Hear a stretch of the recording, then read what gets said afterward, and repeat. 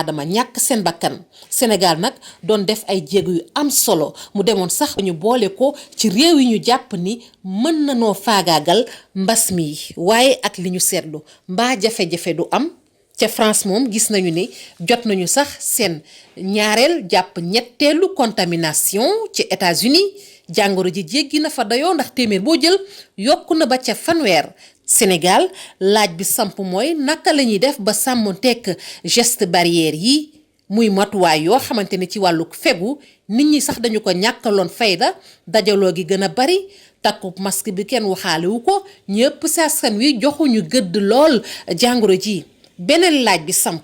ndax kilifa yi seen loxo dugg ci xeex bi ndax ñi ngi ñuy wax li ci am lépp bu ñu sukkandikoo ci kàddu yu tukkee woon ci inspectrice d'académie bu Ndakaaru mu doon xamle ni njàng mi ba mu dooraate woon pàcc mu njëkk mi amoon na ay ndongo yu ko amoon ba ñu jël leen faj leen ci tekk-tekkaaral ci bu coow jibul tey ñu gis ni lu toll ci 4 millions ci ndongo ñi ngi ci biir classe yi loolu nag doonoon xibaar boo xamante ni ñi ngi ko ne woon tekk sori la ko lool taskatu xabaar yooyu nga xamante ni kenn nattablewul seen taxawaay ci xeex jàngoro yi mbas mi tey nag solo si mooy fexe ba gën a booloo doon benn fexe ba secteur yi nga xamante ne danoo bokk ci xeex bi tamit ñu gën a lëkkaloo waaye askan wi tamit kenn demul ñu des ndax tey lañu war a gën a taxaw ci xeex mbas mi fileek ñàkk bi ko war a faj génn. Fatou Kiné Deme xeex bi lépp ñëpp la ñu woyal xibaar yi mbokk yi mu mel ni nag diwaan bu Thiès nag ñi nga xam ne ñoom ñoo yëngu ci wàllu tourisme li ñu bëgg moom moo di gën koo baral ndax xam ngeen ne jege na lool aéroport international Blaise Diagne te loolee nag njëriñ la ci woowule gox ba taxitam ñoom ci seen bopp ñu bëgg a def promotion bu àllum kaañ mu ñeel wàllu développement bu boobule secteur daañ ci ñëw ci suñu yeneen jotaayu xibaar nu mu gën a yaatoo leneen loo xamante ni mbokk yi maa ngi leen ko doon junju bi ñuy door bokk na ci conseil constitutionnel nag ginnaaw fanweeri at boobaak léegi daal dañuy càmbar li nga xam ne moom lañ jot a def fii ci réew bu Sénégal waaye itam seen ak ëllëg niki tey ji lañ doon amal cérémonie d'ouverture bi Alxasan Ba ak Jaafara Ba ñoo ñu fa teewaloon ñu seetaan. ginnaaw bi mu amee fanweeri at ci bis niki tey conseil constitutionnel fas yéene xayma li nga xamante ni moom mooy taxawaayam. booba léegi. parce que 92 lañ ko créé ba léegi loolu ci activités yi muy def pour ñu gën ko xam la bokk réeru leen tamit ne conseil constitutionnel am na site web boo xam ne yéen ñëpp mën ngeen ci accéder décision bu mu jël di ngeen ko fekk ci site bi conseil constitutionnel dafay def ay séminaire aujourd'hui conseil constitutionnel ubbil na bibliothèque am universitaire bu bugg a def ay recherche en tout cas conseil constitutionnel tëjalul buntam kenn tey. nan la justice constitutionnelle bi juddoo ana fan la jaar ba yegg fii nii ay laaj yi nga xam ne nag samp nañ ko fii tontu war cee am ngir fexe nag ba li nga xamante ni moom mooy nekkinam ñu gën ko mën a ñoŋal ci loolu nag ñu fas yéene tirer ay leçons ci li nga xamante ni moom mooy expérience yi gën a jekkalaat seen taxawaay ci doxalinu àdduna. dafa fekk rek ne même nit sax ci dundam su toogee ba am fanweeri at war na toog xoolaat boppam xool dundam pour mën a envisager avenir conseil constitutionnel ci foofu la toll seetlu ne environnement bi mu nekk nii tey muy environnement sous-régional bi par exemple am na ay juridiction yu bees yoo xam ne bi ñu créé conseil constitutionnel amutoon te ay décision ak décision conseil constitutionnel am foo xam ne dañ fa war a mën a tase léegi moo tax mu dajale waa sous-région bi yëpp pour réfléchir ci naka nekkinam ak environnement bu bees boobu loolu rek moo ko waral waaye du dañu gis jafe-jafe wala le conseil fonctionnel. colloque bi am solo ndax dana tax ba ñu xalaat ci li nga xamante ni moom mooy deveniru conseil constitutionnel boo xoolee institution bi dafay joxe ay dogal ci wàllum constitutionnel ci wàllum électoral ci wàllum consultatif itam wante itam bépp dogal boo xamante ni joxe na ko dana ko motiver. Alxasan Ba fanweeri responsable yoo xamante ni nag ñu ngi bootu ci APR ci ñooñee nag lu tollook juróom-ñaari ministre ak itam ñetti député waaye itam ñaar fukki directeurs généraux yoo xamante ni ki démb ñu ngi doon amal ab ndaje ca diwaan bu Saly seen ak bëgg-bëgg moom moo di xool nañ lañ ñuy def ngir daal di fësal liggéeyuk njiit bu réew bu Sénégal moom Macky Sall ci mim réew Birame Faye moom mooy coordonnateur bu task force républicaine ñu teewlu ay doom ci micro Abdourahmane Diallo ak Saliou Faye. tey lu ko tax a jóg moom mooy débat politique bi ñu jële ko niveau bu nekk yóbbu ko ci beneen niveau bu gën a kawe niveau boo xam ne njëriñu askan wi kese moom moo koy tax a jóg niveau boo xam ne du lalu ci intérêt ci bakkan wala ci ay intérêt crypto personnel donc loolu bokk na ci li nga xam ne moo tax a jóg task force républicaine waxtaan wi lalu ci njëriñu askan wi waxtaan wi lalu ci lu jëmale réew mi kanam bañ a lalu ci ay intérêt yenn nit kese yoo xam ne loolu moo leen tax a jóg. niñ ko waxee aussi bokk na ci lu tax kuréel gi juddu moom mooy fexe ba nga xam ne liggéey bu am solo bi nga xam ne président mu ngi koy amal ci réew mi ak ngir lu jëmale réew mi kanam fii ak 2035 mu doon lu sax Sénégal ba faw muy pérenniser liggéey bu am solo bi nga xam ne président mu ngi koy def. leneen li nga xam ne bëggoon nañ ko ci yokk moom mooy ñun kilifa ak kàngam yi nga xam ne ñoom ñoo ànd doon benn bokk ndey ak baay teg kuréel gi ñu duppee task force républicaine jël nañ dogalu jàppale njiitu réew mi moom mooy motion de soutien bi ma liir sànq ci kalamay tubaab jàppale ko jàppale gu amul àpp jàppale ko ba faw jàppale bu sax dàq jàppale boobu nag li ko waral moom mooy gis nañ ne njiitu réew mi njariñu askan wi kese njariñu askan wi dong njariñu askan wi rek moom moo ko tax a jóg. task force républicaine boobee nag moom gay gis ne rek ñi nga xam ne gis ñu seen bopp.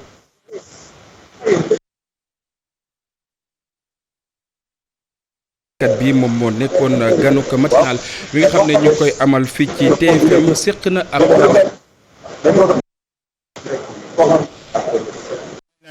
lu ne fang kenn du ko wane bu fekkoon ne bilan bi jaar na yoon nit ñi yëg nañ ko ci seen dundin seen lekk seen naan ak seen dem kon du soxla loolu bilan bi ci boppam mooy wane boppam mais léegi bu ñu demee ba nga xam ne day wut ay nit yuy wër di wax télé yi pour ne bilan président baax na mutu ko woon parce que du tax ñi nga xam ne loolu doyu leen wala ils ne sont pas convaincus loolu du leen mën a convaincre personnalité yooyu la bon c'est une perte de temps dañuy yol xaalis boo xam ne dañuy koy dépenser de mais ci sama gis-gis wóoruma ne ñooñu seen bu ñu defee loolu ba jaar ba dellu si dina tax ñi nga xam ne gëmuñu woon wala am nañu ay jaxre wala liñ gis doyu leen loolu du tax seen opinion changé ci bilan président bi donc na liggéey loo xam ne bilan bi mooy wane boppam bu defee des réalisations concrètes il n'a pas besoin d'une équipe comme ça pour faire le tour des télévisions donc na liggéey rek bàyyi nit ñi ñu juger seen bopp waaye loolu moom ak yaakaaruma ne lu am maanaa la wala lu am solo.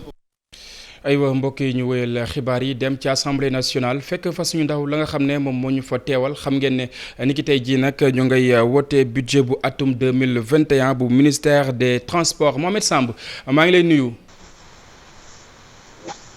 Mohamed waaw Cheikh Diop maa ngi lay fay bu baax. lan lañ mën a jàpp ci assemblée nationale. waaw jamono ji comme ni nga waxee ñu ngi amal ci saytu projet budget bu ministère bi ñu dénk wàllum jumtukaay yi ñu dem beeg dëkk gi ci kaw suuf ci transport terrestre moom nag budget ci atum 2021 ñu ngi ko jàpp ci lu ëpp ñaari téeméer ci ay milliards mu nekk rek loo xamante ne lu am solo la ndax xam nañu transport dafa nekk benn ministère bu stratégique ak projet yoo xamante ni bari na ci lool gis ko fan yi moo xam liggéey yi si amal ci wàllu autopont yi ci wàllu réseau ferroviaire bi ci lépp loo xamante ne dafay laal transport terrestre bi ci loolu sax ministère bi ci wàllu boobu moom ministre bi jëw njëri Mansour Faye li ko député yi jot a laaj bokk na ci wàllum TER bi train express régional boobu ba tey ñun ñaa ngi xaar kañ lay tijji moom nag xam te ne ni amul benn yéexaay bu si am ndax téeméer boo jël si liggéey bi juróom-ñeent fukki yi ak juróom di 95% yi nee na liggéey bi féeti na bor kon moom li mu jàpp rek moo di ci atum 2021 moom Mansour Faye xam ne na TER bi dina mun a daw beneen bu si topp moo di wàllu liggéeyu tali yi ci Ndakaaru temps yi dëkk bi xat na trop moo xam de points yi nga xamante ni dañ koy defar fii mu toll ci fukk ak ñett lépp boo leen tënkee fukk ak juróom-ñett la mais juróomi ñooy dem ci biir réew mi fukk ñett yi nekk fi si Dakar waaye loolu boo amee foog ñu laaj naka lañ koy def ak embouteillage yi nga xamante ni fan yi bëri na lu ci mel ni fële ca Yoff gis nañ ko Pikine ci autopont bu Lobat Fall ba tax na ñu xaar ci moom ci mu jël ay matuwaay yoo xamante ni dina mën a tax dem bi jikk bi gën a mën a woyof ci biir réew mi beneen bi stop wàllum accident yi laaj nañ ko si pour mën a xam bu fekkee ci cadre institutionnel bi man wàllum lépp loo xamante ni dafay yoonal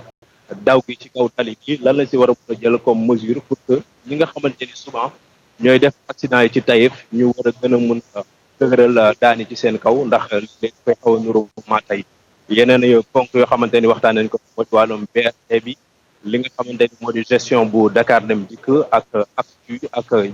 seen ligne yi nga xamante ni am nañ ko ñoom Dakar Dem Dikk muy daw diggante Patte d'Oie ak AIBD ak tamit sérail bi nga xamante ni moo am si autoroute à péage bi parce que jàpp nañ tarification bi dafa cher trop ba tax na ñu ngi xaar ci nguur Sénégal ci mu gën a waxaale defaat beneen waxaale bopp ci njëg bi ñuy fay ci wàllu autoroute à péage bi. Samb mu mel ni li nga yaatal leer na ñu bàyyi la nga wëyal toppal ñu watuk budget boobee nga xam ne ma ngay am ca assemblée nationale ñu wëyal xibaar yi wax ci leneen ñi nga xam ne daal dañuy rajaxe seen i ay makkaan nag ca diwaan bu kawoon ngir aérodrome bi nag ñoom ñoo wàcc ci mbedd mi daal di mer ba futu li ñu bëgg moom moo di ñu daal di fay toxal mbir mu ni mel Ibrahima Jàmme Faali Gay actis bu rëy la sinistre yi ñu daaneel seeni kër ci peggu aérodrome bu kawoon di dund jamono jile ay fukki kër bulldozer bi jot na yegg seen kaw rajaxe leen lu mot nag ñaar fukki njaboot pour le moment jot nañ génn seen kër ya daal di kon nekk ci mbedd mi xamatuñu nu ñuy def. anam biñ ko defee ñaawlu nañ ko lool toroxal gi ñu toroxal ñun ñu fi dëkk ak suñu njaboot ak liñ dund ci toroxtaange googu ba léegi ñu ngi koy dund jeexu. niñ ko dundee metti na trop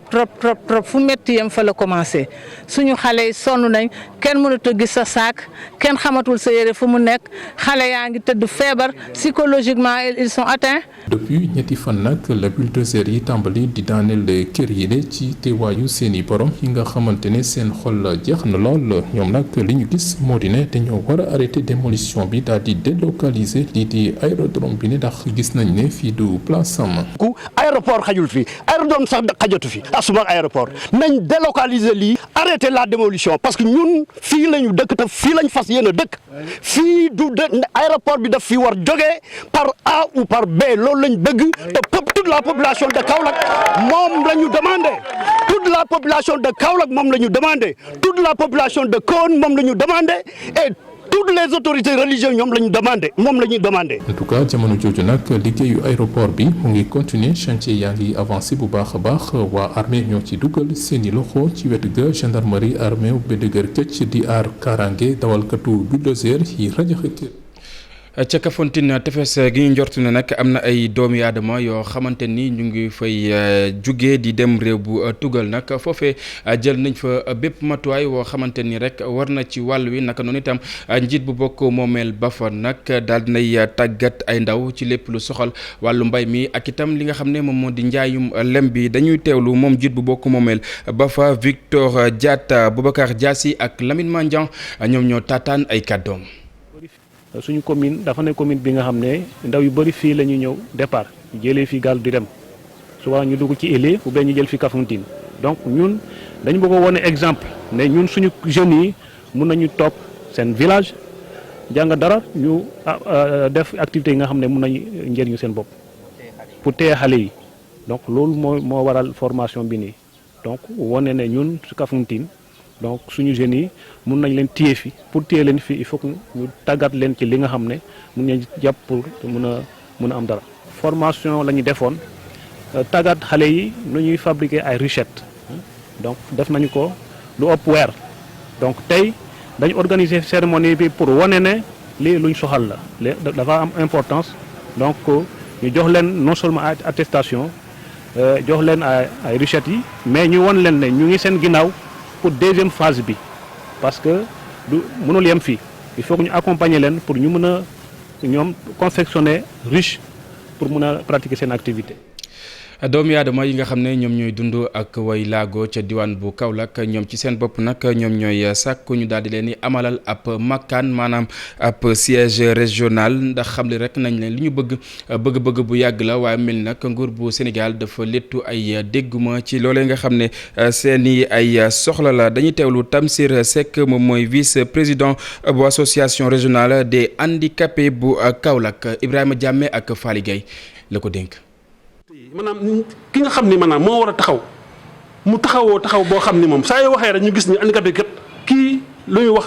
handicapé yi la concerné ñu koy wax haute autorité dafa nekk loo xam ni dañ ko yàgg di koy njoxtu waaye gis nañu ni dafa mel ni dafa nekk jafe-jafe ci gouvernement pour mu lijjanti loolu te pourtant ñun war nañu am sax lu mel ni comme benn député boo xam ne sax day nekk ci ca ndawul réew ma fa nañu fay nasee affaire yi muy wax ci soxla handicapé yi te dafa mel ni loolu nekk na loo xam ne ñun lu ñu soxla la lu ñu bëgg lu def la waaye amaguñu possibilité bi amaguñu doole bi bu mën ko am lu ñu mën a am nag mooy di ko wax ñi nga xam ne ñooñu war a dégg ñuy dégg loolu nekk na loo xam ne suñu mbëbët la. li gën a yéem mooy suñu siège laa la wax ni ba tey nii mënuma la wax ni siège bi mu handicapé ñoo ko moom te am nañ fi un siège régional waaw am nañ fi loolu wala wax ma dëgg loolu moo am dafa nekk nag dafa jot boo xam ne tey fi ne nii dañoo war a am suñu kër bopp boo xam ne lépp luy soxla handicapé yi ñu ko fay fekk di koy doxee foofu di ko waxtaanee foofu loolu tant que loolu amul rek maanaam dafay nekk jafe-jafe ci ñi nga xamante ne service technique yi sax déjà ci ñoom. ginnaaw ab taxaw seetlu ginnaaw Bambey di diwaanu Bambey bi Sénégal moomee boppam ba suñu jot yàllaay tey coppiwul li nga xam ne moom moo di xar kanam lu du mel nag la ndaw la fa yeewoo nag taxaw temm ne faaw mu dakk ndax itam mën nañu sukkandiku ci li nga xam ne moom moo di Touba ca kanam ngir daal di defar fa nga xam ne fa la ñuy yeewoo boobu la xibaar daañ ci dikkaat nu mu gën a yaatoo ca yooyu la jamono itam diwaan bu Foundiougne soxna ya nga xam ne ñoom ñoo fa nekk ñu ngi def kéem kattan ngir daal di génn ci li nga xam ne rek moom moo di ndóol gi naka noonu itam ñu daal di taxawal ab seen ab kuréel xool ana yan pexe la ñuy nas ngir daal di fàttaliku mbir mu ni mel Aminata Goudiaby ak Abdou Karim Bey. ñu nekkee ci gox boobule daanaka ci transformation bi la ñuy yëngatu ak itam ci njaay mi waaye ba léegi nag seen doole bëreegul moo tax nag union départementale des femmes pour le développement de Foundiougne ñu taxawal ko ngir rek changer mbir mi ba jigéen ñi gën a mën a suqaliku. daanaka ñaari boor lañ dañu am àll ba pare am géej nga ñëw ci terre ferme bi aussi ñu am lépp ay richesse kese lañu am waaye naka la ñuy def ba lii ñu mën ko di écouler ci prix bu war a jaar yoon li tax ñu taxawal union départementale des femmes pour le développement de Foundiougne néew doole ak néewal ñu doole moo tax ndax produit yi amuñu ci dara. solution bu njëkk nag bi nga xam ne moom lañ leen indil ci seen jafe-jafe yooyu la moo di ab financement boo xam ni waa fonds de garantie des investissements prioritaires ñoom ñoo leen koy jox. mooy d'ici 2 semaines dinañ mettre à la disposition de l'union départementale des femmes de Foundiougne une enveloppe de 25 millions. te 2 semaines dinañ leen ko décaisser ngeen commencé ko liggéey. am nañu aussi ay possibilités signer ak yéen convention c'est-à-dire les collectivités wala département bi ligne de crédit boo xam ne mën na dem ba 150 millions. nee ñu itam jot ci suuf ngir mën koo bay ba léegi jafe-jafe la ci jigéen ñi nga xam ne ñoom ñoo nekkee ci Foundiougne ba tax na nag Ndeye Coro Bopp di sàkku ci nguur gi ñu dimbali leen itam ci wàllu woowu. da ngay gis jigéen bu am njaboot nekk ci këram gisul góor gisul dara war a béy ne aw ma suuf mu dox di àbb mu béy ñaari at ñu nangu ko naka la ñuy def ba am suuf. directrice des organisations féminines ak itam entrepreneuriat féminin bi nekkee ci ministère de la femme ak itam ministre Abdou Latif Coulibaly teewe woon nañu ndaje mi ñoom ñëpp nag fàttali nañu jigéen ñooñu effort yi nga xam ne moom la nguur gi di def ngir jàppale jigéen yi nga xam ne ñoom ñoo nekkee ci dëkku kaw yi te itam yeneen i investissement nguur gaa ngi koy waajal ngir gën leen a yokk doole.